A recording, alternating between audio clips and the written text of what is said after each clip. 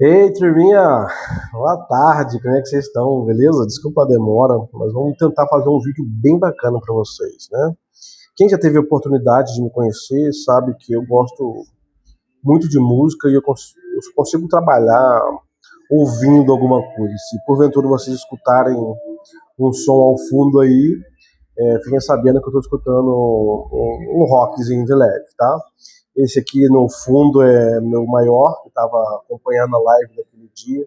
É o menorzinho, tá com a mãe dele lá e sei lá o que eles estão fazendo, né? Mas hoje eu acredito que a gente não vai ter problema entre eles, não. Porque aquele dia tava um forfé aqui do lado. Inclusive eu tava gravando daquele computador ali. Vamos lá, pessoal. Então, superada a teoria do crime, eu acredito tenha sido proveitoso, se não for, vocês me dão um retorno. Nós iremos falar dos crimes propriamente ditos, né?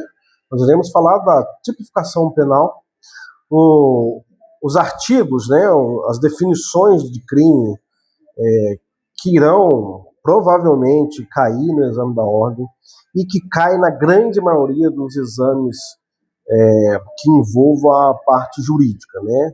Em especial o direito penal, a lei objetiva, né? A lei seca.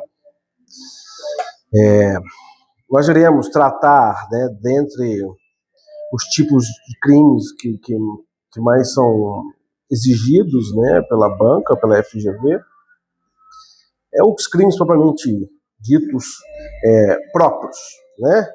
Eles causam bastante confusão para aqueles que estão iniciando o estudo jurídico, né? E nós iremos tentar compreender a diferença, por exemplo, entre peculato, corrupção passiva e concussão, a corrupção ativa, a prevaricação, né? Saber se o peculato existe, a modalidade culposa. Nós vamos falar dos crimes culposos, dos crimes que possuem majoração de pena, que é aquela que altera a pena base, né? Nós iremos falar das qualificadoras, nós iremos falar dos crimes que deixaram de ser uma qualificadora, né? Um exemplo, artigo 121. Hoje o feminicídio ele passou a ser um artigo próprio, né?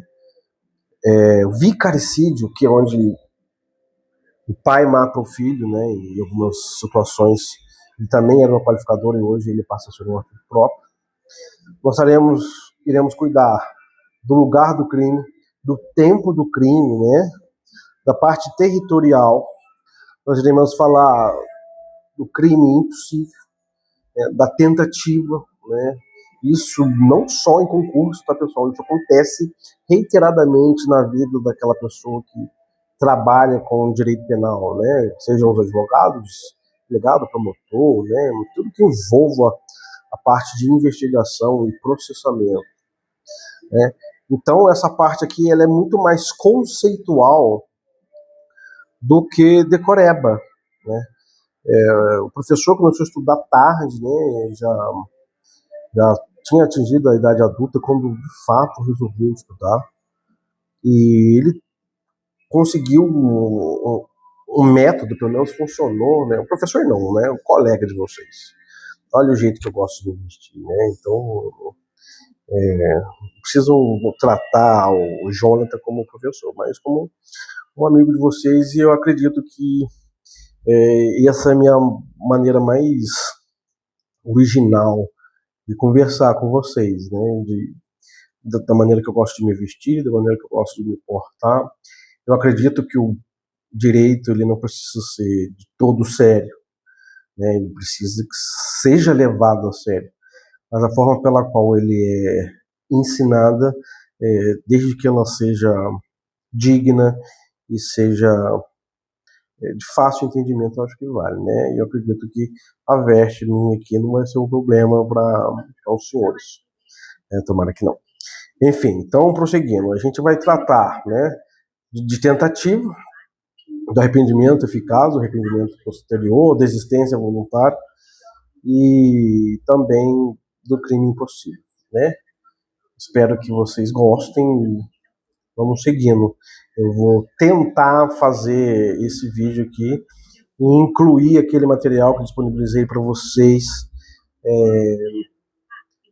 para poder encaixar no vídeo aqui. Eu estou aprendendo a lidar com esse tipo de situação. Tudo isso aqui é novo para mim, não sei lidar com isso, mas a gente vai chegar lá, né?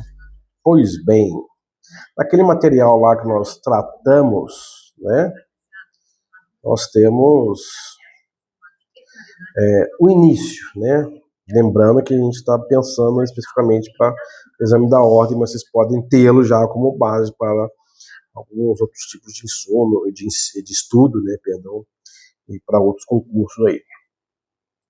Mas do tempo do crime, né, o artigo 4º do Código Penal, né, aí ele diz que considera-se praticado, né, o crime no momento da conduta. O que seria esse momento da conduta? Seria a ação, o ato de fazer, ou a omissão, né, você deixar de fazer alguma coisa. Então, de acordo com o Código Penal, né, no artigo 4, ele diz que considera-se o momento do crime o momento da ação, né, ainda que qualquer outro seja o resultado. Por que isso é tão importante? Porque, por exemplo, eu não lembro se eu falei isso na aula passada, mas eu posso estar cometendo um crime hoje, né, e ser considerado menor.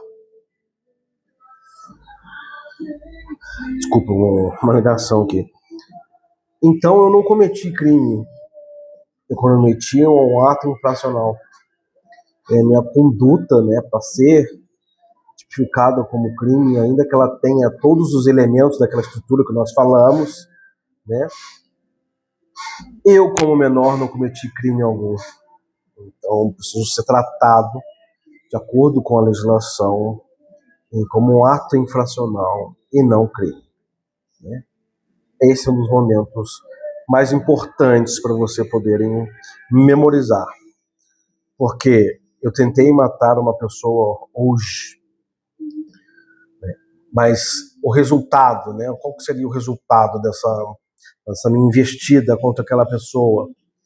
É a morte, né? Ele foi e morreu 2 dias depois, 1 dia depois, 1 mês depois, né? Ficou no hospital, aconteceu um monte de coisa. Então, se fosse pela teoria do resultado, né, a partir do momento que ele morreu, o Jonathan, ainda que tenha cometido o crime ainda menor, né, ele foi cometer homicídio, porque já quando o rapaz morreu, eu teria atingido a minha maioridade penal, certo? Então esse é o nosso artigo 4º. Já no artigo 5º, né, nós falamos da territorialidade, né, onde diz, né, que a nossa lei, a lei brasileira, se aplica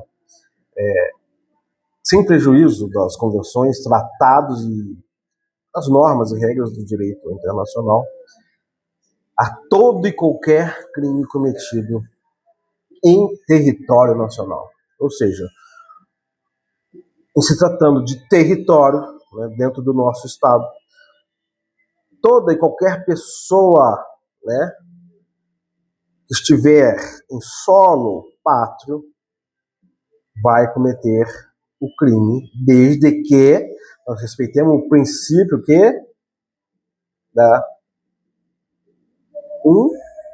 princípio da legalidade, né, que nós falamos na outra aula lá. Então, desde que esteja previsto numa norma incriminadora, seja no Código Penal ou em outras normas, por exemplo, aí, Código de Trânsito, o ECA, seja a lei de tóxicos, né, a lei 11.343, a lei Maria da Penha e tantas outras leis que tipificam as condutas como merecedoras da força do Estado, né? Mas também em seu parágrafo 1º, ela diz que, para os efeitos dela, né, consideram-se, esse é o fato importante, consideram-se como extensão do território nacional, né, dentro do Estado, todas, a coisa mais importante aí, todas as embarcações e aeronaves brasileiras de natureza pública, né? Todas as embarcações, navios, barcos, né? Tudo que se move na água, anfíbio debaixo d'água, submarino, por exemplo, né? De natureza pública, assim como avião também, lógico, né? Foguete, sei lá, tudo que possa voar, seja ela pública ou a serviço do governo brasileiro, ou seja, esse momento aí que esteja ou a serviço do Brasil, quer dizer que não somente no Brasil ela vai estar sujeito à legislação pátria, mas também, se ela estiver em qualquer lugar do mundo e estiver a serviço, né, do país, ela vai ser considerada brasileira, né? Aí ela termina, né? De natureza pública ou bem ao serviço do governo brasileiro, onde quer que se encontre, né? Acabei de dizer, bem como as aeronaves, os aviões, foguete e tal, e as embarcações brasileiras mercantes ou, outro tema, mercantes ou de propriedade privada que se achem, respectivamente, no espaço aéreo correspondente ao alto mar. Ou seja, no primeiro momento nós temos uma embarcação, uma aeronave que é do Brasil, a serviço do Brasil, mas está em território estrangeiro, né, em outro país. Mas, porventura, na segunda parte, nós temos as embarcações estrangeiras que estão em nosso território. Então, nós temos o quê? Se vierem a cometer crime, serão respondidos, né, e processados, se cometerem crime, pela nossa legislação, pessoal. Certo? Eu sou do Brasil, estou prestando serviço fora com a minha aeronave, com o meu barco, então eu respondo pela lei brasileira. Eu sou americano, sou canadense, sou boliviano, sou peruano, sou haitiano, sou de qualquer lugar desse mundão e estou aqui de maneira privada, ou seja, por vontade própria, vou pôr serviço do meu governo. Se eu cometer alguma conduta, né, ação ou omissão que esteja prevista no Código Penal ou em alguma norma que seja incriminadora, eu responderei pela lei brasileira, ok? Então, aqui nesses 10, 12 minutos de aula, nós falamos um pouco do tempo do crime, né? Também nós falamos da territorialidade. Prosseguindo com a parte do território, no parágrafo 2º, né, ele reitera aquilo que eu disse, que diz que é também aplicável a lei brasileira aos crimes praticados a bordo, vem cá, meu filho, de aeronaves ou embarcações estrangeiras de propriedade privada, achando-se aquelas em pouso no território nacional ou em voo no espaço aéreo correspondente, ou estas em porto ou mar territorial brasileiro. Então, só confirma aquilo que eu disse, tá, pessoal? Então, vamos prosseguir no nosso bate-papo aí, né? Vocês não conseguem interagir comigo de forma instantânea, mas vocês podem esboçar suas reações aí, né? Se não entendeu, para o vídeo e vote. Vamos prosseguir, tá rolando um Guilherme de Sá aqui que eu gosto muito e espero que vocês possam ouvir no fundo aí. Do crime, pessoal, né? Ele faz parte da teoria do crime mesmo, daquela aula passada, mas nessa ocasião aqui, nós tentaremos identificar e diferenciar quando ele é tentado, quando ele há desistência voluntária, arrependimento eficaz, arrependimento posterior e mais adiante o crime possível, né? Para que vocês possam acompanhar aí o que o colega aqui está dizendo, vocês irão olhar para o primeiro artigo 4º e 5º do tempo do crime e territorialidade, e nessa parte aqui específica do artigo 14 ao 17. Vamos lá, pessoal?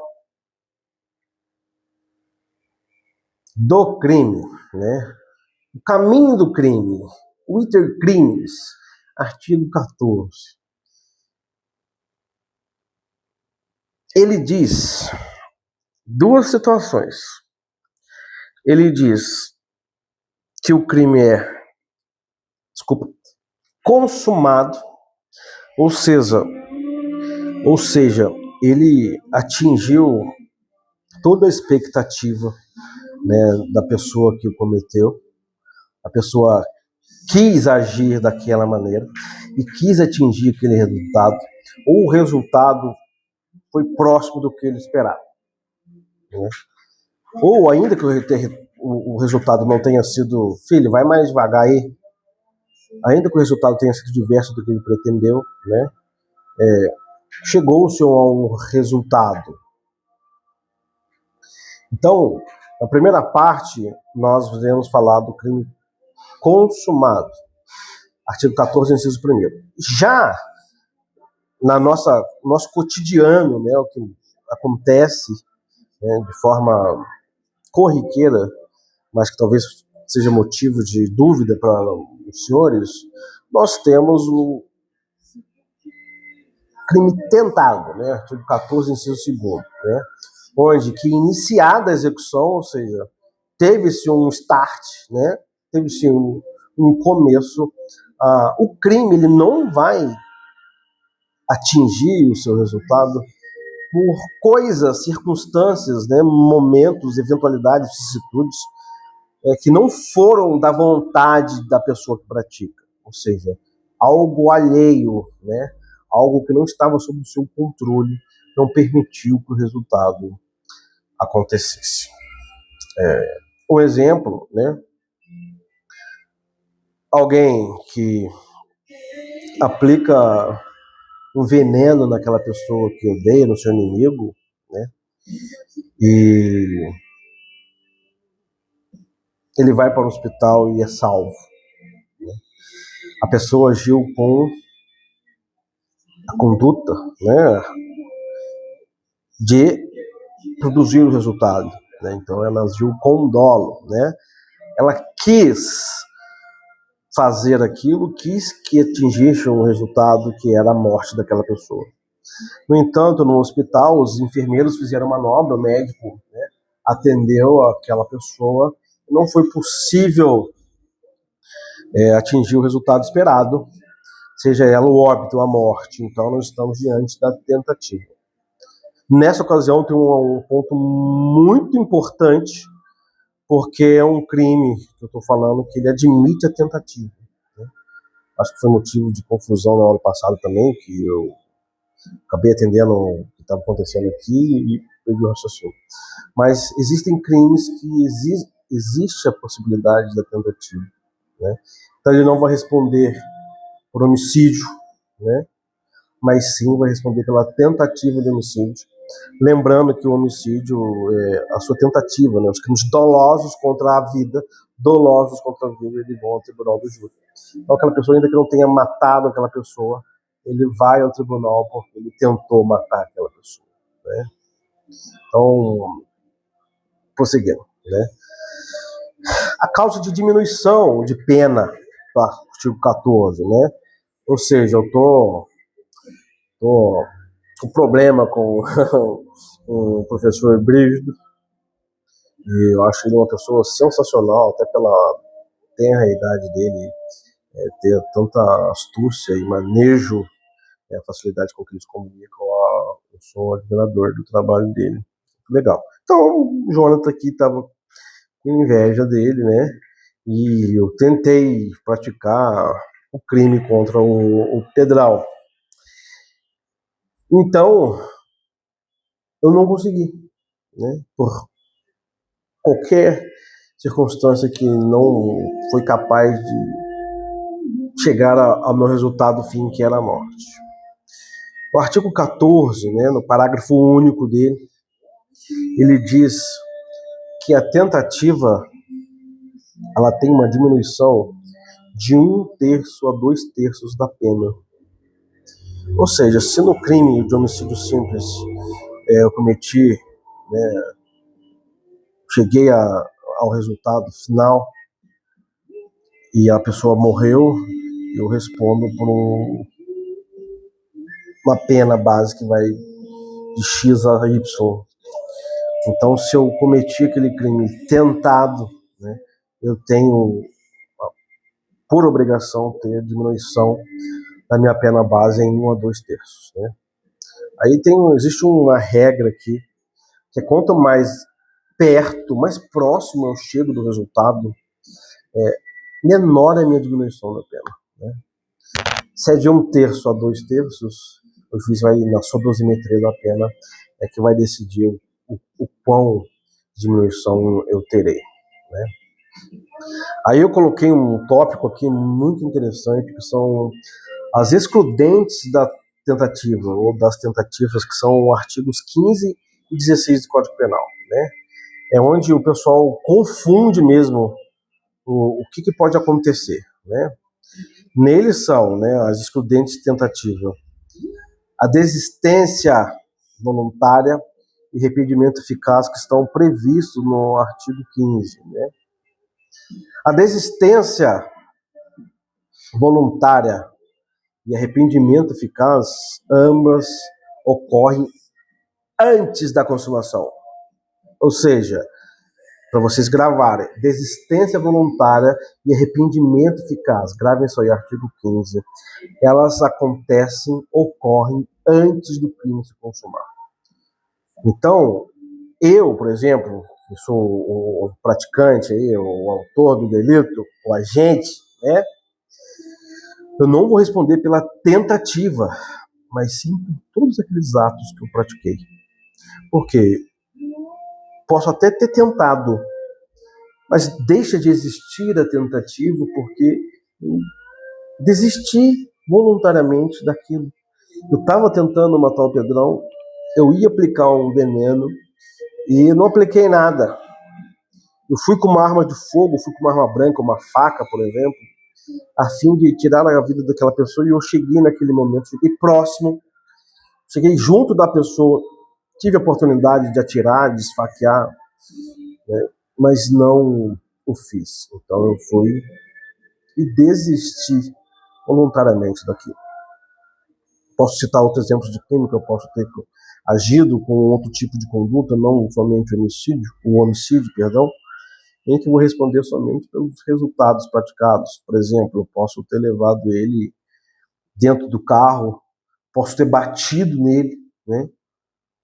Posso ter socado ele, posso ter sufocado, enforcado, né?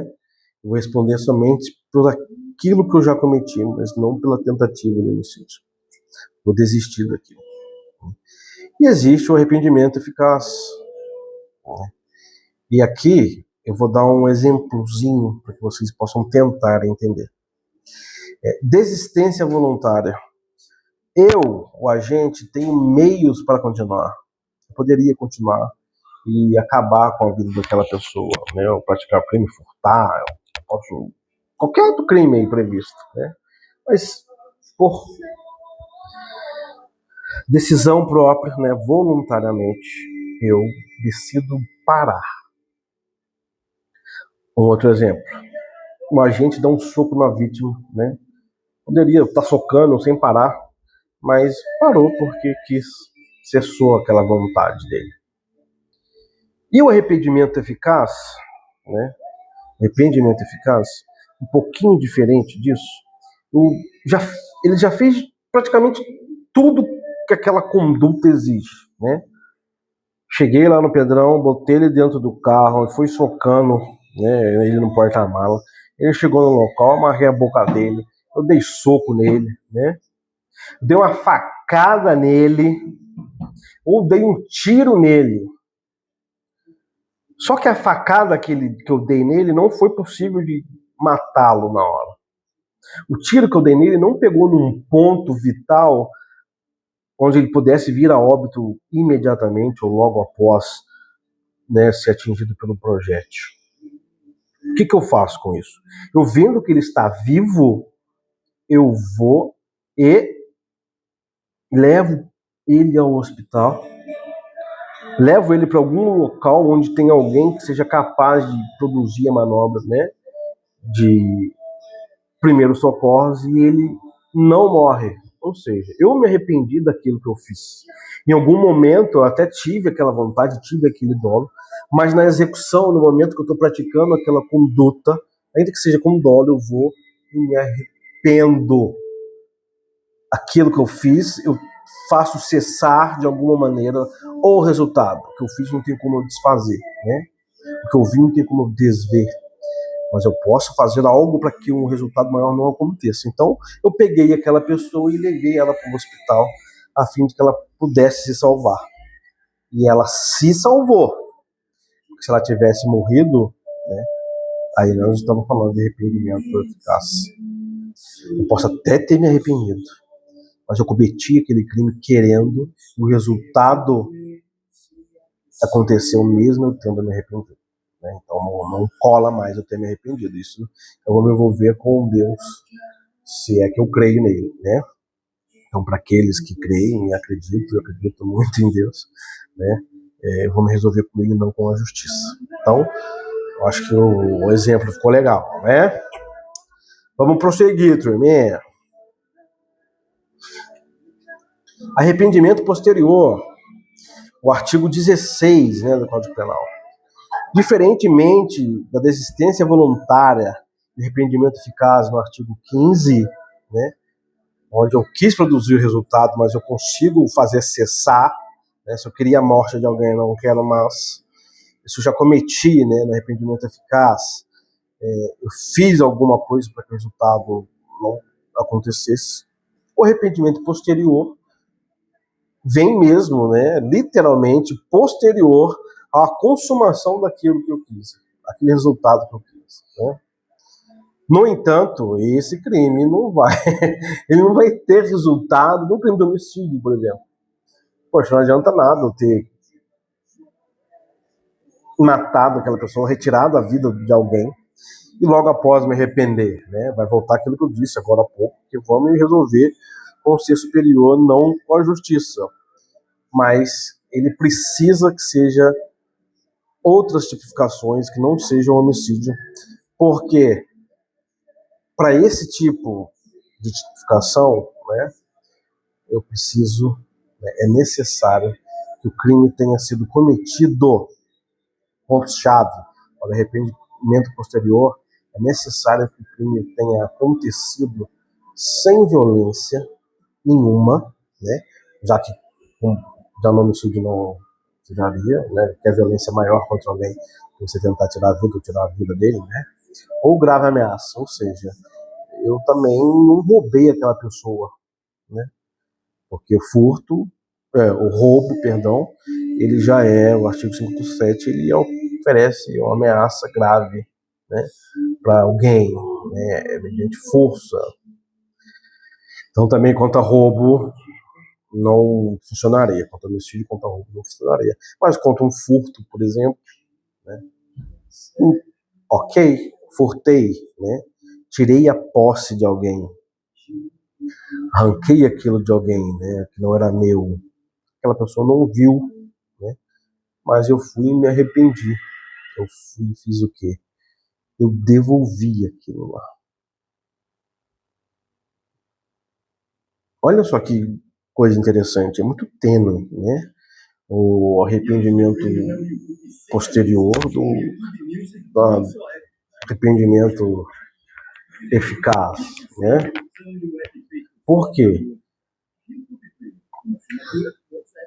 No arrependimento eficaz, eu evitei o resultado. Gravem isso. No arrependimento eficaz, eu evitei um resultado maior. No arrependimento posterior, o crime foi consumado. Ou seja, eu furtei aquilo ali. A pessoa não sabe que eu furtei, né? Talvez ela nem descubra que eu furtei. Mas é o que? A minha conduta. Eu retirei e tive para mim esse objeto, uma bicicleta, um carro, uma moto, uma caneta, um computador, celular, qualquer outra coisa. Ele se consumou com a posse do bem, né, sobre a minha guarda, né? Então eu não me arrependi. Aconteceu o crime. Eu me arrependi depois. Então já era meu. O que eu faço? devolvo o objeto, né? Porém, não basta que eu só devolva o objeto.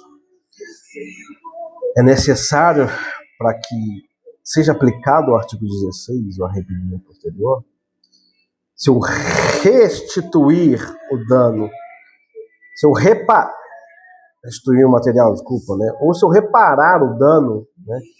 Quebrei a casa de alguém, né? Pedrejei, marretei, dei tiro na casa, sei lá, taquei fogo, né? Eu me arrependi, ou restituir o valor, né?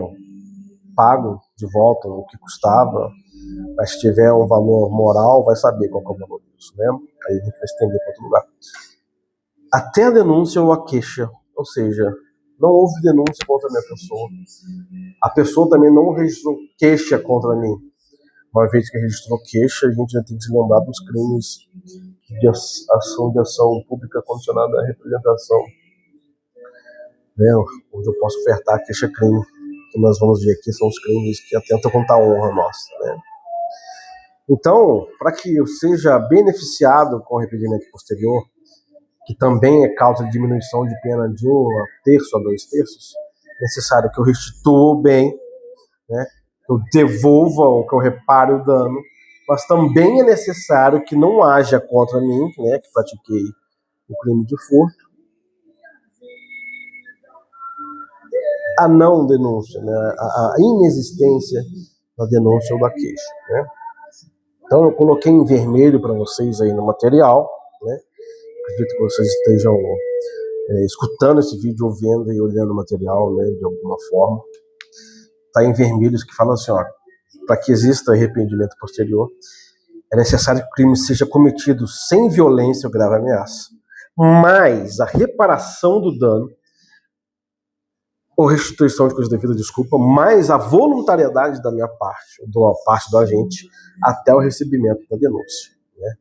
Então, para que vocês não esqueçam mais, o arrependimento eficaz, diversamente do arrependimento posterior, é aquele que eu não produzi o resultado, né? Eu quis produzir, mas me arrependi e não quis que o resultado final acontecesse. Já no arrependimento posterior é após a consumação, ou seja, já houve o crime, né? Mas eu me arrependi, né? E o crime obrigatoriamente não obteve ameaça alguma, não teve violência alguma. Eu também restituí, né, o dano que eu fiz, eu restituí aquele bem. Prosseguindo, que a gente já está com um pouco mais de meia hora, né? Nós temos o crime impossível. Esse crime impossível aí é o artigo 17 do Código Penal, né? Ou seja, aquele crime jamais poderia acontecer. Pode ser que eu quisesse, mas por ignorância não soubesse como produzir aquele resultado, né? Por exemplo, eu estou tentando matar alguém com uma arma de brinquedo, né? Eu não sei com aquela arma de brinquedo. Eu peguei uma arma, a arma que estava à minha vista. Sempre olhei para aquela arma e falei assim, um dia eu vou matar aquele cara lá, né? A arma era do meu pai, era do meu amigo, a arma estava solta em algum lugar, né? Então, gente, eu peguei aquela arma e fui matar alguém. Só que aquela pessoa morreu. Morreu por quê? Porque não tinha projétil dentro daquela arma, né? Ainda que tivesse pente, né, existia no máximo uma bolinha de plástico ali aquele simulacro de arma de fogo, é o nome mais correto para se falar. Então, ainda que eu quisesse produzir o resultado, eu tinha vontade, tinha o dolo, fiz todos os atos pertinentes à estrutura do crime, né? Quem lembra da estrutura do crime? Lembra aquele tripé nós falamos lá, né? Fato típico, antijuridicidade e culpabilidade. Dentro do fato típico, eu tive a conduta, né? Agir, eu tive o dolo de querer, né? A tipicidade, né? Era o quê? É crime, aquilo, né? É antijurídico, e eu era uma pessoa capaz, estava exercendo voluntariamente aquele ato, né? Culpabilidade. era impotente, eu não estava agindo sob coação de ninguém, né? Eu capaz, civilmente, então não posso falar que eu estava sofrendo uma coação. Também não posso falar que é erro de tipo, né? Lá no fato típico, né? Porque eu queria matar aquele alguém, né? Sabia que era crime aquilo que eu estava cometendo, e nem erro sobre a pessoa, eu queria matar aquela pessoa, né? Então, todos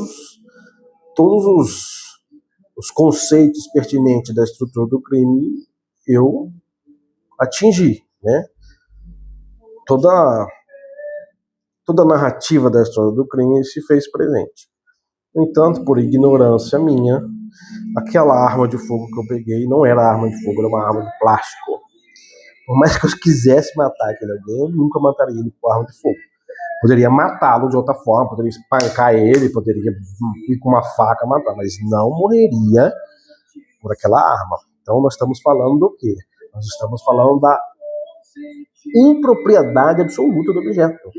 Se essa arma de fogo aqui, né, não é possível, não é capaz de matar alguém, eu não mataria alguém nunca. É possível com uma bolinha de pressão mataria alguém. Isso eu falo, pessoal, porque eu fui do IC, né, e lidei com muitas armas durante a minha vida, né, como servidor, né, da administração pública no Instituto Criminalístico de Guarda Militar, e chegavam muitos e muitos simulacros de arma de fogo, mas muita arma de fogo também, né?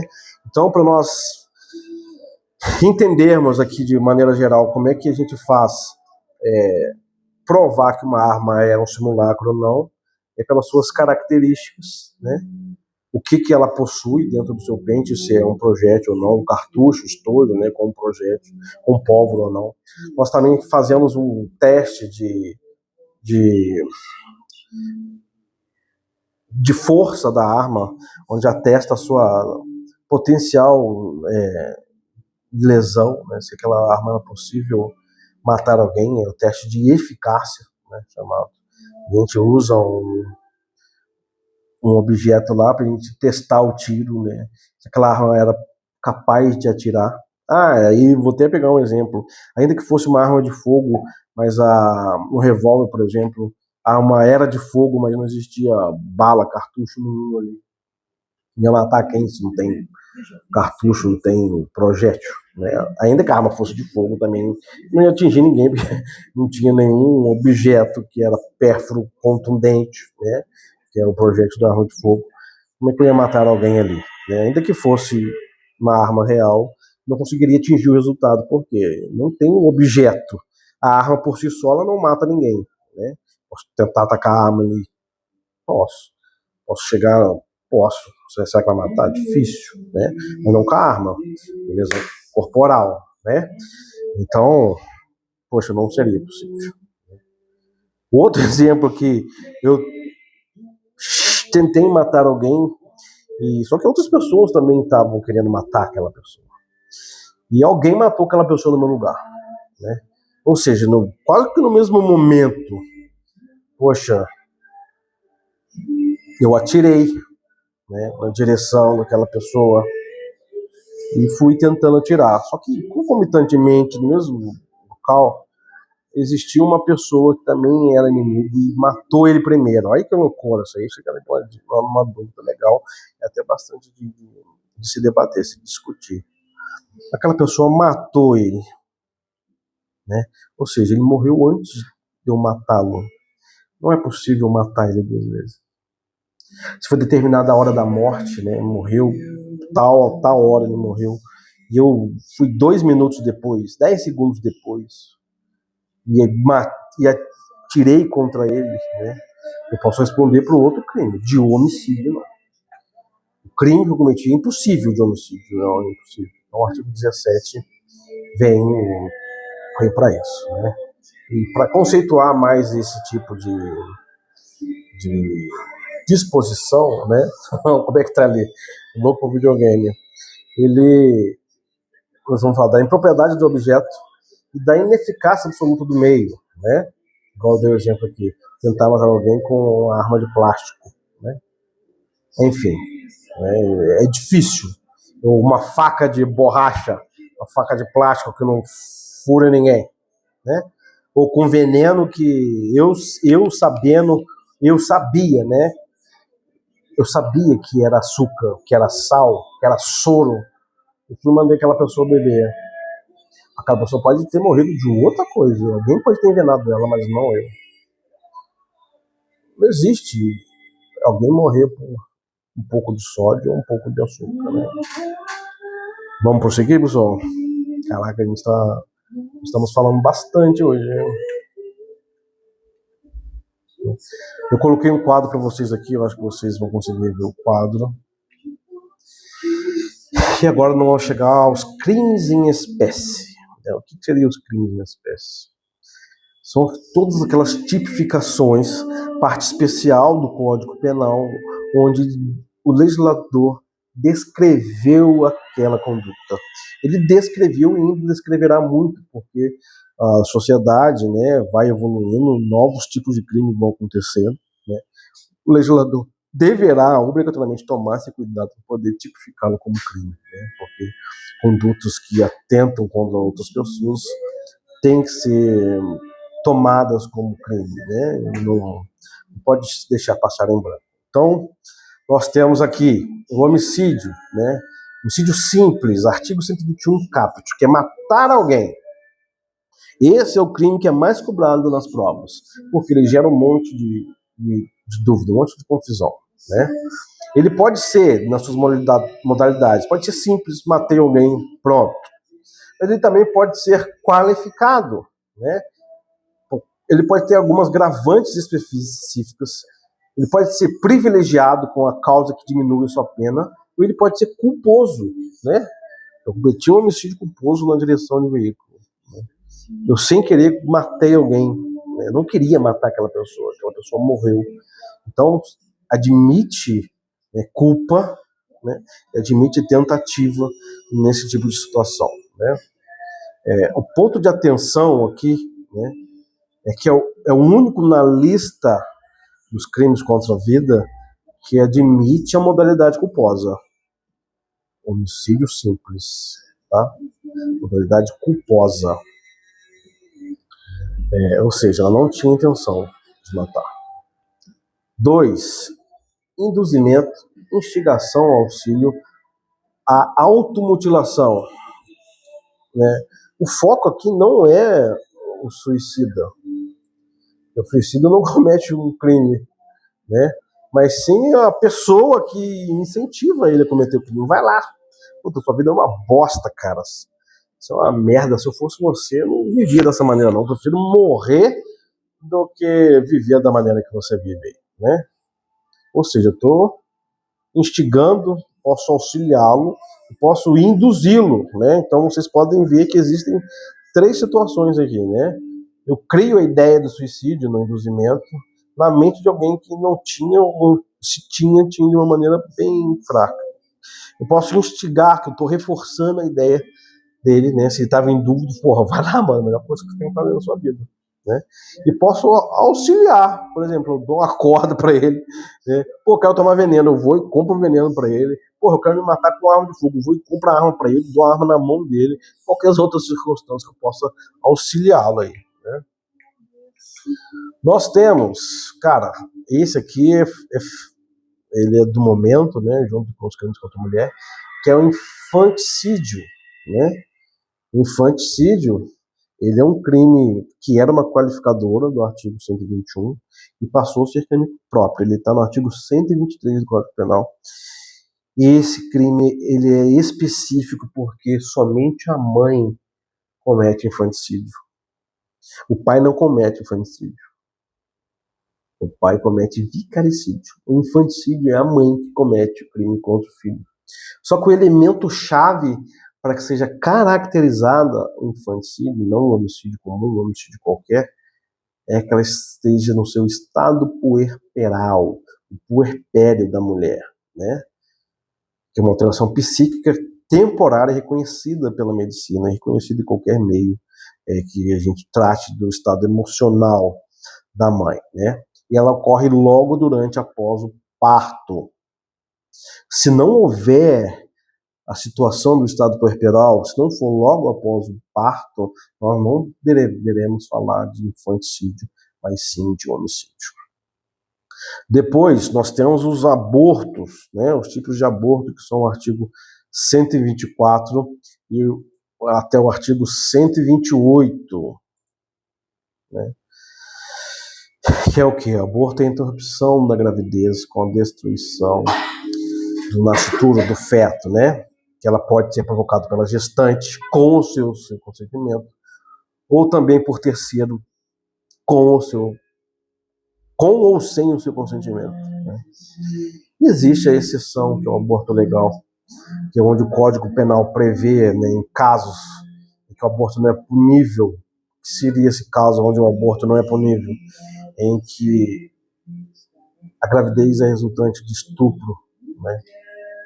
E também, pelo entendimento do Superior Tribunal Federal, em caso de anencefalia fetal, né? Eu tive até isso na faculdade, nos primeiros anos da faculdade, eu defendi o anencefalo. Então o STF prevê essa possibilidade aí também. Agora o feminicídio, que antes era uma qualificadora, também do artigo 121, e agora ele é autônomo. Então ele vem no artigo 121A, né, do Código Penal, que diz assim: matar a mulher por razões da condição do sexo feminino. Ou seja, qualquer pessoa, né, no caso aqui a gente vai entender que é homem, uma mulher vai matar outra mulher porque é outra mulher. Eu já vi uma discussão sobre isso, que existe homossexuais, né? Como é que a gente vai dizer que aquela pessoa, uma mulher matou uma outra mulher por aquela ser uma mulher? Fica meio maluco. Então a gente vai fazer uma alusão diretamente ao sexo masculino aí, né? Que é matar a mulher por razões das condições do sexo feminino, o artigo 124. Ele, por exemplo, diferente do artigo 121, né, que fala que o crime é, eu acho que é de 6 a 12 anos, né, não me recordo agora, tá? O feminicídio ele já tem a pena base de 20 a 40 anos. Então, olha a diferença, né? Antes isso qualificava, alterava a pena base mesmo, né? Mas agora é um artigo próprio, autônomo, que já tem a sua penalidade para esse tipo de conduta. Ou seja, a vítima tem que ser mulher e a morte, o homicídio, o crime tem que ser porque aquela pessoa era mulher. É uma linha muito tênue de falar que feminicídio. Nós enfrentamos uma resistência do tribunal, por muito é sexista, né? E tratam qualquer crime como, né, no caso o homicídio, como um infanticídio, sem analisar, sem investigar corretamente qual que é a verdadeira causa daquele crime, né?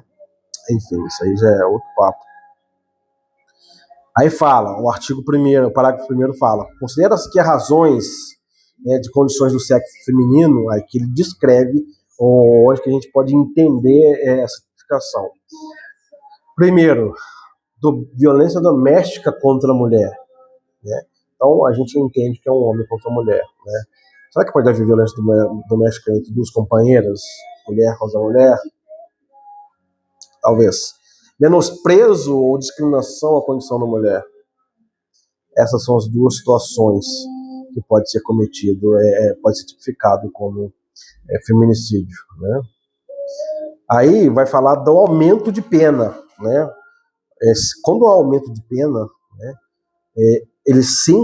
o código sempre vai descrever: haverá aumento de pena, né? A pena do feminicídio é aumentada de 1/3 até a metade, né?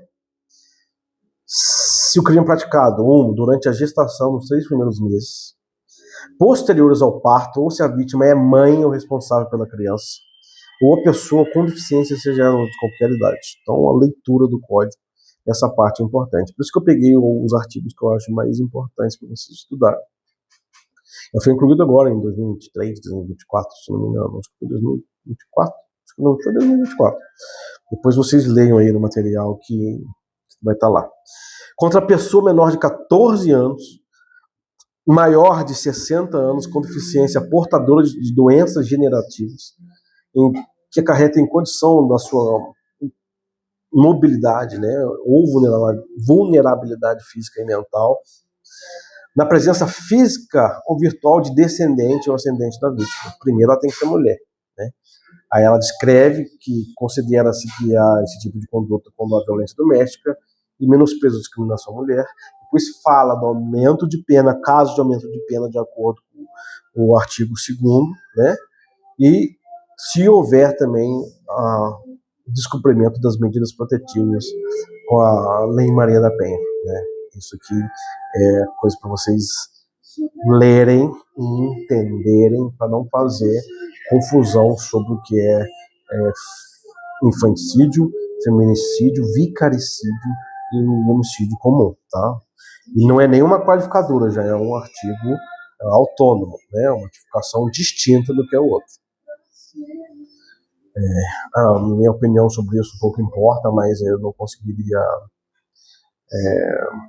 não criticar isso. Para mim, isso aí faz parte do homicídio com as suas qualificadoras, porque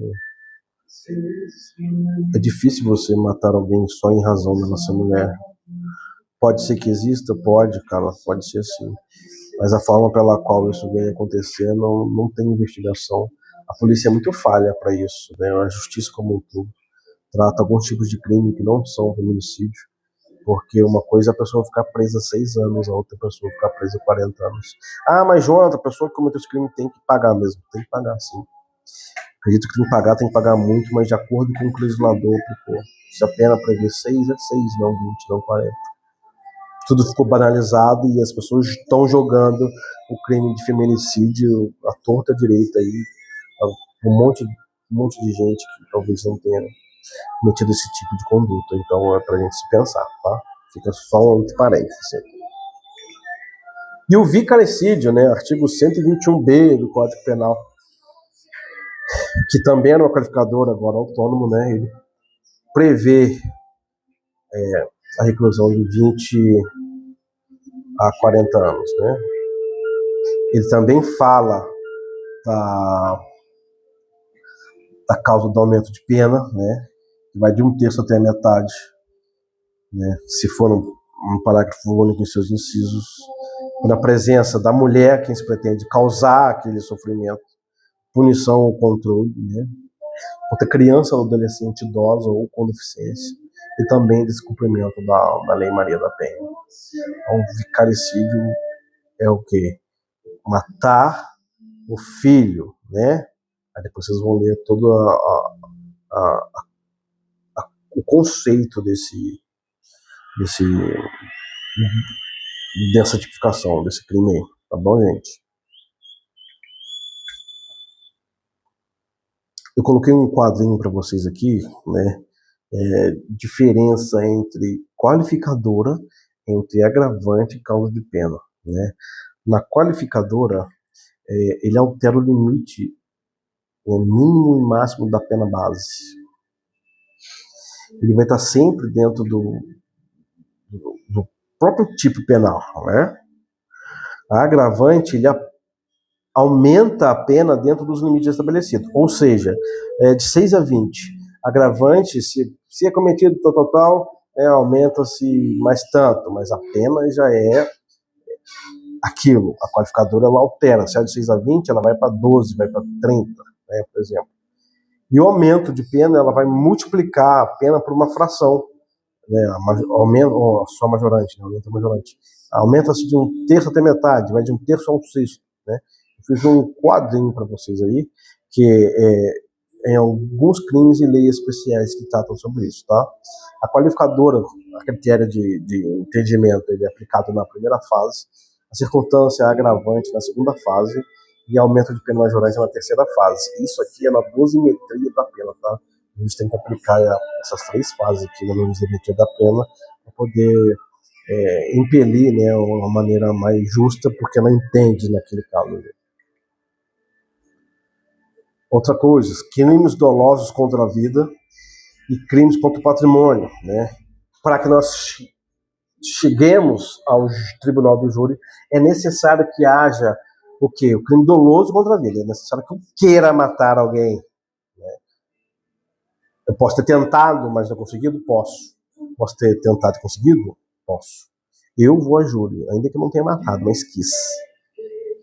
Né? Olha a diferença do arrependimento posterior e arrependimento eficaz. Né? Mas agora, tem um crime em específico onde as pessoas acreditam que eles devam ir a júri, mas não vão. Porque não se trata de crimes dolosos contra a vida, mas se trata de uma outra tipificação. São crimes contra o patrimônio, né? O artigo 157.3 do Código Penal, que é o latrocínio, roubo com evento morte. O roubo com evento morte, né? O resultado é a morte, mas ele é um resultado inesperado da conduta que é do quê? Adquirir o patrimônio de outrem. Eu não queria matar ninguém. Não existia um crime doloso contra a vida, existe um dolo contra o patrimônio de alguém. Eu quis furtar, perdão, quis roubar, né? Mas eu queria só ameaçar, não queria matar alguém. Só que se desenrolou de uma outra maneira que acabou acontecendo a morte daquela vítima, né? Eu não deixei de ser vítima. Teve contra si uma investidura e tomou seu patrimônio.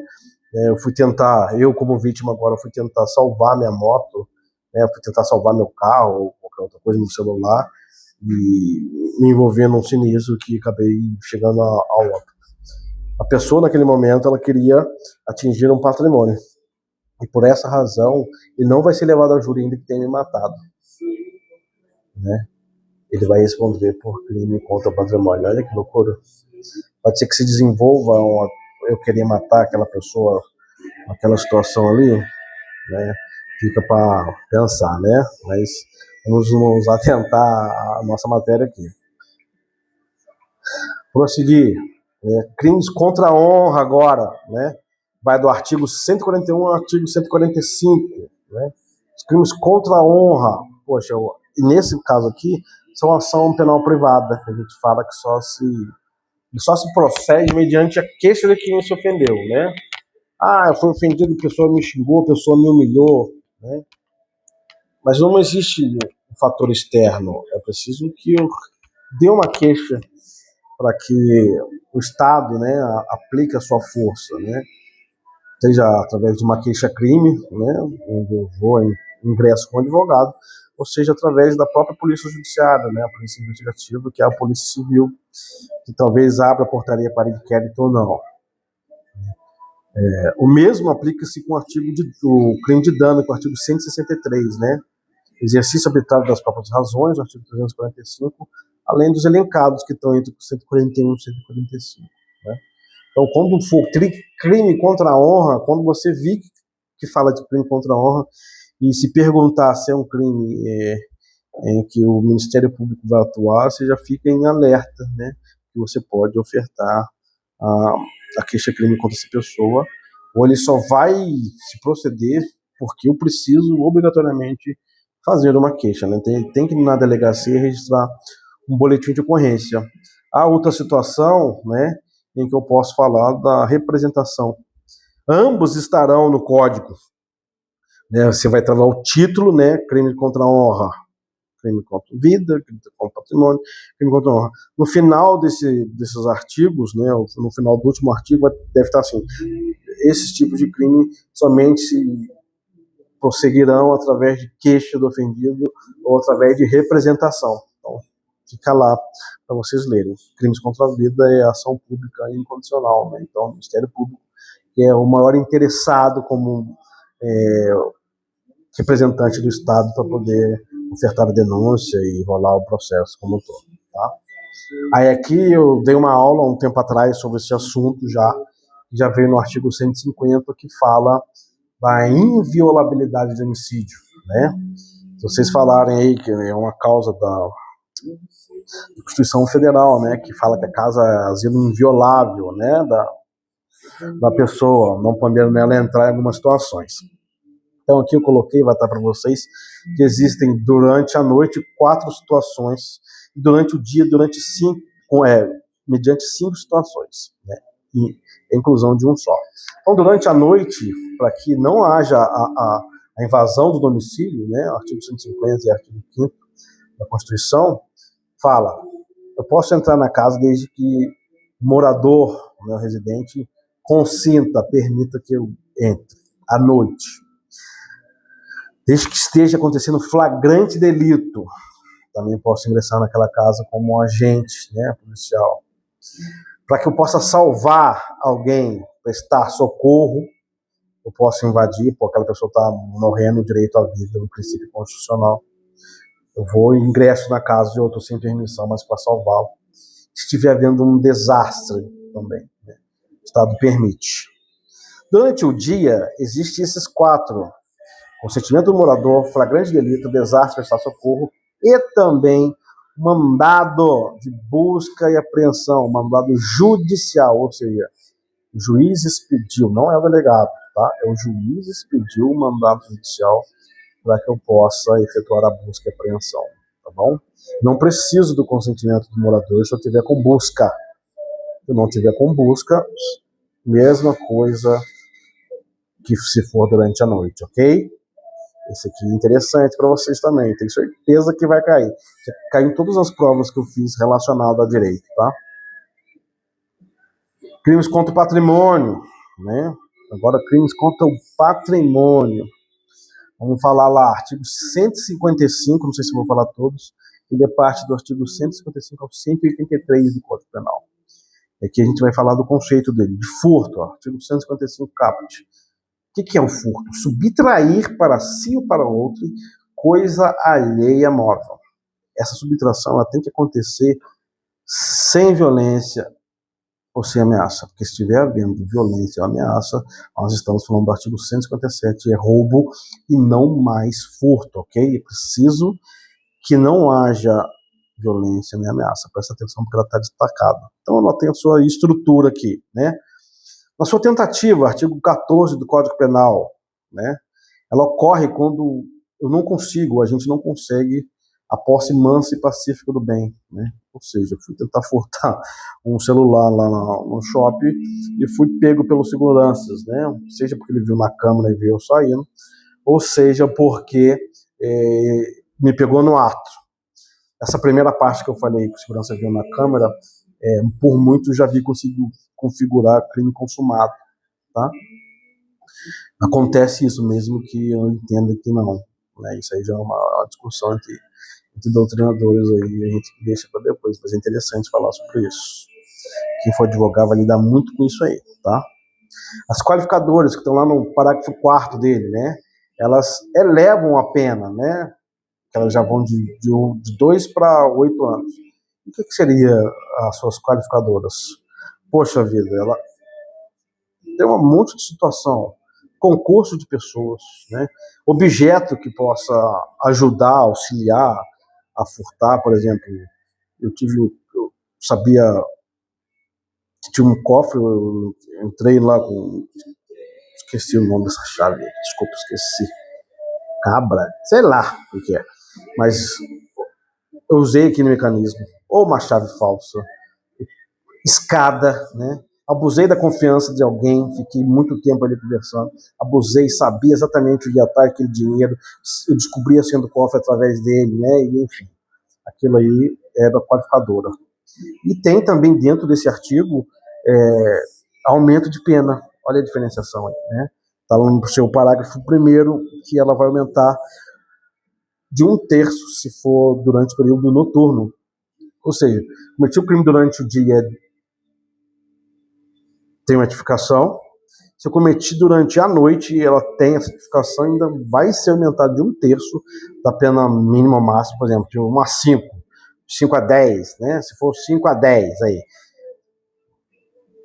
pô, é 5 anos durante o dia. O juiz aplicou pena mínima, 5 anos. Se for à noite, vai aumentar 1/3 de 5 aí. Olha que loucura. Né? Vamos botar aí de 3 anos, por exemplo, ficar específico. Pena mínima é 3 anos, né? Se eu peguei a pena mínima é 3, a pena máxima é 10. Então, 1/3 daria mais 1 ano. Voltaria com o regime inicial, né, de 4 anos aí de pena. Olha que doideira. Mas também tem a circunstância atenuante, que é aqueles artigos lá 55, 64, 65 e 66 do CP, né, que fala da atenuação de pena, né? Por exemplo, confessei o crime espontaneamente e também era menor de 21 anos, não era menor de 18, perdão, desculpa, não era menor de 18, era menor de 21 anos. Então, pode cair no exame de vocês lá que a pessoa cometeu aquela conduta lá, mas ela era menor de 21 anos. Ela cometeu crime ou não? Se ela é maior de 21 anos, ela pode cometer o crime. Ela já é maior civilmente, né, para os atos da violência civil. Ela vai ter só atenuante, diferentemente daquele menor de 18 anos que não cometeu crime, mas sim cometeu ato infracional. Ok? Deixa eu baixar aqui para poder pegar o treco. Prosseguindo, turma. Nossa, tá ficando quente aqui. Eu tô com ar aqui, mas tá dando vazão não. Tem que aumentar esse ar. Mesmo fraco, eu preciso te dizer. Então, turminha, eu coloquei um quadro para vocês aqui, né? Um quadro explicativo para que vocês possam memorizar, né? A diferenciação entre os furtos. Simples qualificado, fruto com fraude, né? O estelionato e receptação.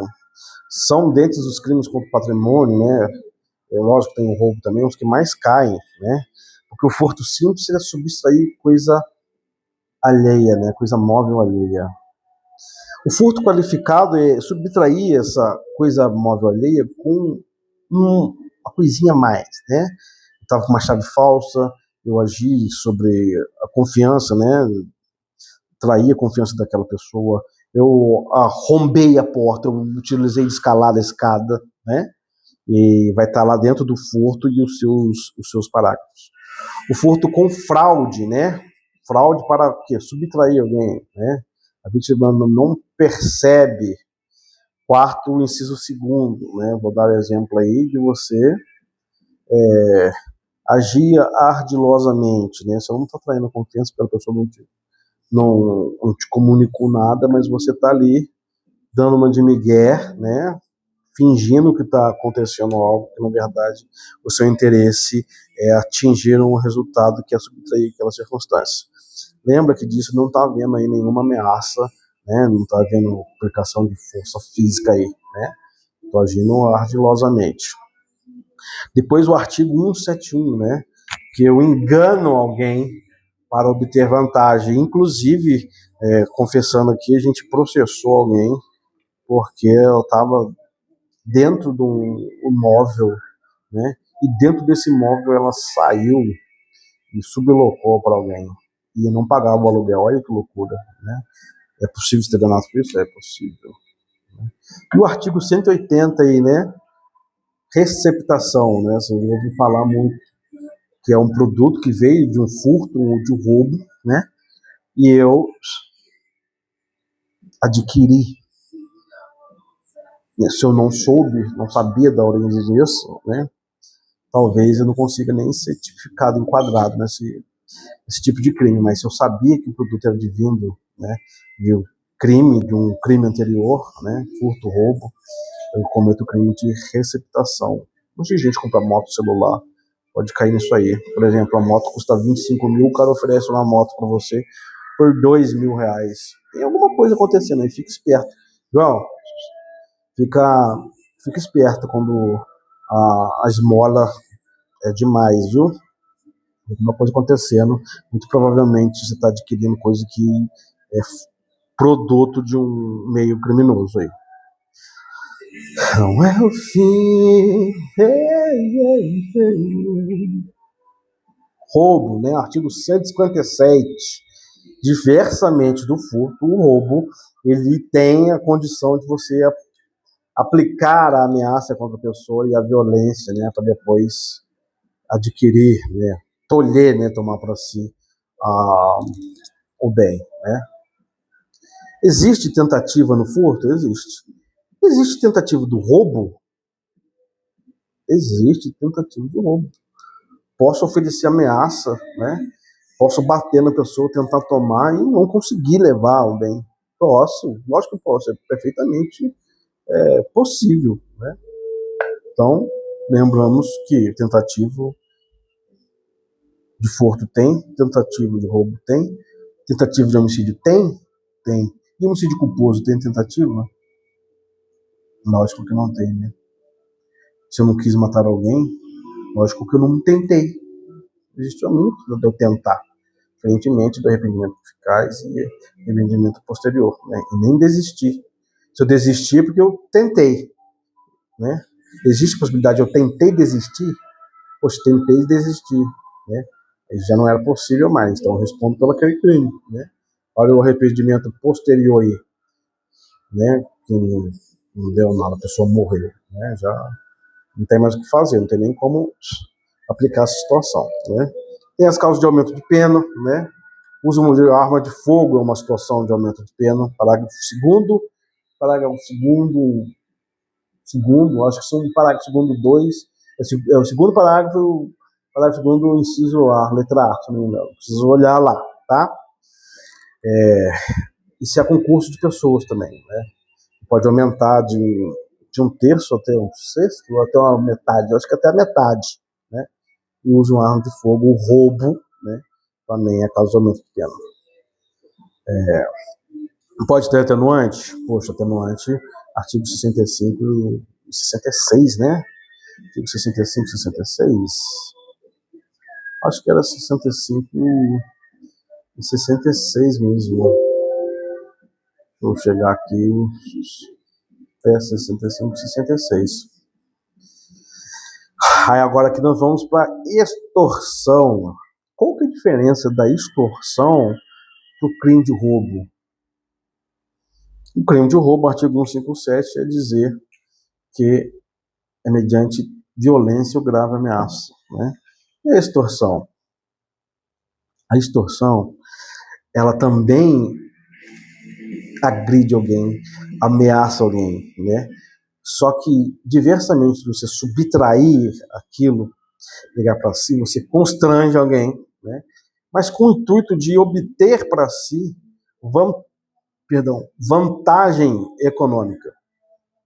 É uma vantagem indevida. Ou seja, você não quer arrancar o patrimônio daquela alguém, não quer pegar o carro daquela pessoa, não quer pegar o celular, não quer pegar o computador. Então você quer que ele faça alguma coisa para você obter algum tipo de vantagem, né? No roubo, a gente retira o bem da vítima. Na extorsão, a vítima, olha que legal isso aqui, ela é obrigada a colaborar para algo. Vou dar um exemplo aqui, questão de prova da OAB desses últimos anos aí que eu vi, né? O cara chega, né, o agente causador do crime, e obriga a vítima a entregar a senha do banco ou fazer um Pix, a senha do cofre, arrancar dinheiro do caixa, né, dizer sobre um título, olha que doideira, né? Aquela pessoa, por sinal, ela está sendo vítima, né? Olha só, ela também está exercendo uma conduta, ela está fazendo algo que é colocado como crime, mas ela não tem a sua culpabilidade porque ela está sob forte coação, né, física da pessoa. Olha que doideira, olha que legal aí a estrutura do crime dentro. Por um lado, nós temos uma pessoa cometendo um crime, está exercendo um ato, a vítima também está exercendo um ato que é reprovado pelo sistema judiciário, mas na sua estrutura não existe a culpabilidade da vítima porque ela está sob forte coação, né? Ela deve fazer alguma coisa. Mas uma coisa é esse cara aqui ameaçar o filho, a família desse aqui. Se ele não fizer algo, esse aqui vai fazer alguma coisa. Então, ela tem a conduta, ela quis, ela fez, só que ela fez porque ela estava sob coação moral. Embora haja a tipificação, né, o fato típico, existe antes a juridicidade, mas não há culpabilidade no meu ato. Ai, que legal, acho que isso aqui ficou bom, hein? É muito doido isso aqui, cara. Direito penal é uma coisa muito legal. Espero que vocês gostem tanto quanto eu.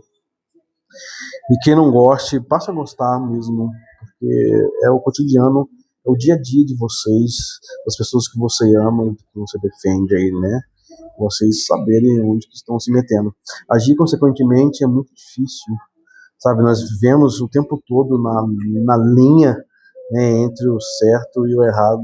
Nós vivemos no limite de tudo o tempo todo, e cada dia que passa parece que a gente está mais no limite ainda, né? Nós temos as suas qualificadoras, né?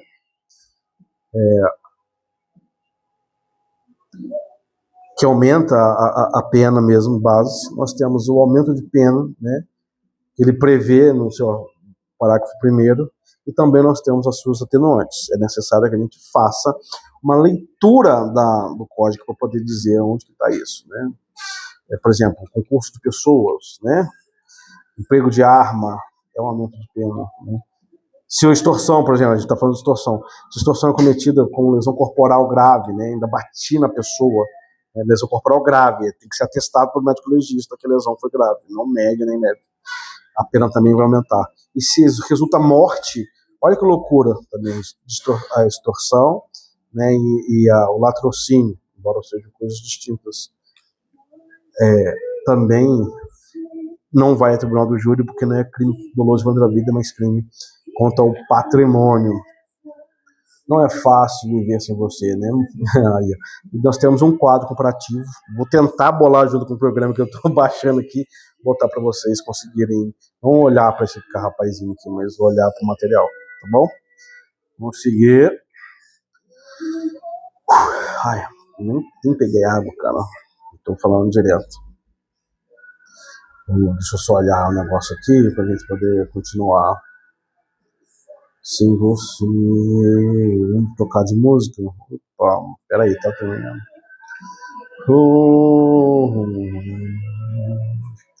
Yuhu!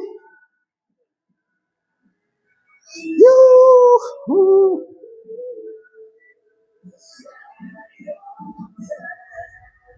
Não. Ah, menina, só essa música é da hora. Só um instantinho, tá? Aqui, isso aqui já é mais um rock and roll mesmo. Crimes contra a dignidade sexual. Então a gente já superou aí os crimes contra a vida, os crimes contra patrimônio. Iremos para os crimes contra a dignidade sexual. Está a partir do artigo 213 do Código Penal ao artigo 234, né? Qual que é o conceito central, né? É proteger a dignidade sexual, né? A liberdade e autodeterminação e autonomia da pessoa para decidir sobre quem ela dispõe do seu corpo, né? A possibilidade, a livre, né? A livre consciência de dispor do seu corpo em detrimento da vontade de outra pessoa, né? Você dispõe da sua matéria para satisfazer a si e a outro voluntariamente, não de maneira forçada. Eu acho que até ficou bonito isso aqui. Né? O destaque, né? Destaque legal, artigo 213. Ele engloba tanto a conjunção carnal, né, mesmo, como qualquer ato libidinoso, né? E se a gente pratica o ato libidinoso e a conjunção carnal, né, o crime não é distinto de o mesmo tipo de crime, é estupro. O que cai bastante na prova é o estupro, mas o estupro de vulnerável, ou seja, a criança, né, menor de 14 anos. Né? Não interessa para o Estado se o menor de 14 anos não aparenta ter 17, 18, 19, 20, 30 anos. Ah, mas a moça aparentava ter mais de 20 anos. A moça consentiu, ela queria também, né? Ela, apesar, ainda que ela aparentasse, ou não só aparentando ter uma idade muito maior do que ela tem, ela consentiu para que a gente namorasse, para que a gente tivesse o ato sexual, para que a gente praticasse qualquer tipo de conduta pelo celular, vídeo, mandando foto, íntima, essas coisas todas. Para o Estado não interessa se ela aparentava, e tão pouco importa se ela consentiu. Sendo menor de 14 anos, é estupro de vulnerável previsto no artigo 217A, tá bom? Né? Aí, corroborando com o que eu disse, existe a súmula 593 do STJ, e vocês também indicam a leitura dessas súmulas mesmo, né? Pesquisa no Google, súmula sobre homicídio, súmula sobre estupro, súmula sobre furto e roubo, né? Ou súmulas contra um título, né, do Código Penal, por exemplo, estímulos sobre os crimes contra o patrimônio, súmula sobre o crimes contra a vida, e vai baixar lá uma quantidade de coisas. Isso sim é decoreba, mas o conceito de vocês estudarem, não, né? Vocês podem memorizar? Pô, é válido. Vocês entenderem a diferenciação é o que vai fazer vocês serem aprovados no que vocês querem. Não só no exame da ordem, mas em qualquer outro tipo de exame que envolva essa matéria, né? Então, de acordo com essa súmula 593, não importa o consentimento, né? Se houve namoro ou se a vítima era experiente sexualmente, ele ocorre da mesma maneira. Importunação sexual, que é o 215A, né? Diferente do estupro, não há violência e não há ameaça, né? É aquele passar a mão, né? Sem consentimento da vítima. É um homem, teve um negócio agora do Instagram, se não me engano, né? Esses vídeos aí, dessas páginas de entretenimento. O cara no elevador, com o órgão genital dele ereto, a menina no elevador sem ver, né? E querendo encostar na mulher, né? Isso é importunação sexual, né? Ela não viu, tampouco consentiu, né? Isso é importunação sexual. Agora vamos para um artigo maneiro, até porque nós estamos chegando ao nosso fim, graças a Deus, né? Que vocês possam apreciar essa aula aí da melhor maneira possível. Crime contra a administração pública, cara, ele cai absurdamente, né? Contra o nome isso aqui, não sei lidar com isso, absurdamente com o concurso público. Mas cai demais, cara, demais mesmo.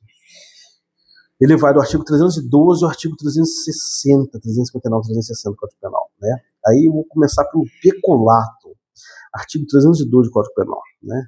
É o peculato apropriação ou peculato desvio, né? O que seria o peculato? É um crime próprio, só quem comete peculato é o funcionário público, tá? Uma pessoa comum da iniciativa privada não comete peculato, tá bom? Ele comete furto, alguma coisa assim, tá bom? Vamos lá, vamos entender isso aí. Peculato, funcionário que tenha posse do bem ou valor em razão do cargo e o apropria, né, ou desvia em proveito próprio para si ou em proveito de outrem. Estou ajudando alguém. O peculato furto, né, artigo 312, parágrafo 1º, ele não tem a posse lista do bem, né, mas se aproveita da facilidade que o cargo proporciona, né, para poder subtraí-lo, né. E tem o peculato culposo, que é aquele que não quer cometer o crime, né, mas ele contribui culposamente, né, para o crime de alguém, né. Para que você não se encaixe nisso, você deve ressarcir ao erário, tá? Reparação do dano, antes que haja a sentença, né, recorrível e que extinga a sua impunibilidade. Agora, nós temos aqui uma coisa muito interessante, que é o artigo 316, 317, que vai falar da concussão e a corrupção passiva, cara. Nossa, a concussão é o artigo 316. Presta atenção nisso aqui. Finalzinho de aula, eu sei, mas presta atenção que isso vai cair. Concussão é exigir para si ou para outrem, né, para terceiro, vantagem indevida. Presta atenção aí que para concussão o verbo é exigir. Exigir. Concussão igual a exigir. Já na corrupção passiva, né, que é o artigo seguinte, o artigo 307, o verbo ele troca, ele não exige, mas ele solicita. Ele solicita receber ou aceitar a promessa de vantagem devida. A concussão eu exijo para mim ou para outra pessoa a vantagem. Na corrupção passiva eu solicito. Eu ainda sou o agente pacífico, por isso que é passivo, o sentido literal da palavra, né? Eu exijo que alguém faça para mim, né? Concussão. Corrupção, eu solicito que alguém me forneça alguma vantagem, tá? um pontinho de atenção aí, que na concussão a vítima se sente compelida a ceder a exigência, ou seja, aquela outra pessoa, né? Na corrupção passiva, não há essa obrigação, né? A vítima faz através de uma negociação ou se ela aceita isso. É muito comum, tá, pessoal? Muito comum, principalmente em crimes como administração pública, que envolva licitação, cara. Licitação é uma parada muito louca para quem lida com licitação. Você de empresa que lida com esse serviço para a administração pública e vice-versa, é um negócio muito doido. Né? Para quem é funcionário público aí, sabe do que eu estou falando. Prevaricação, né? Então nós falamos da diferença da concussão e da corrupção passiva para o crime de prevaricar, que também é um crime próprio, só quem comete esse tipo, né, é o funcionário público, né, que é consistente em retardar ou deixar de praticar ato de ofício ou praticá-lo contra a disposição prevista numa lei, uma norma específica, para satisfazer o próprio interesse ou sentimento pessoal, né? Ou seja, eu faço da maneira que eu quero. Sou obrigado a punir alguém de ofício, sou obrigado a criar como é que eu vou falar aqui? Uma investigação administrativa que não envolva a justiça, né? Sou um funcionário público, um outro funcionário cometeu um tipo de conduta que é reprovável pelas normas pelo órgão que eu trabalho, né? Sou responsável, eu deveria puni-lo administrativamente, investigá-lo administrativamente, e não faço. Por quê? Eu tinha um interesse pessoal naquilo. Talvez eu tivesse envolvido com isso, né? Dica de prova, para vocês entenderem. Se não houver a intenção de satisfazer esse interesse, o sentimento funcional, né, o fato pode ser atípico ou configurar até uma infração administrativa, mas não ser intitulado como prevaricação. Né? Eu tenho que ter intenção, tem que haver o dolo em me satisfazer. Tem que ter interesse. Se eu não tiver interesse, não é prevaricação. Não é prevaricação. Depois nós temos a resistência e a desobediência, artigo 329 e 30. Resistência, eu me oponho à execução de um ato legal determinado mediante grave violência ou ameaça do outro funcionário, ou ao funcionalismo público, né? E a desobediência, desobedecer à ordem legal, né, do funcionário público. Você vê lá desobediência, desacato, né? Desacatar funcionário público, blá, blá, é mais ou menos por aí, para vocês entenderem.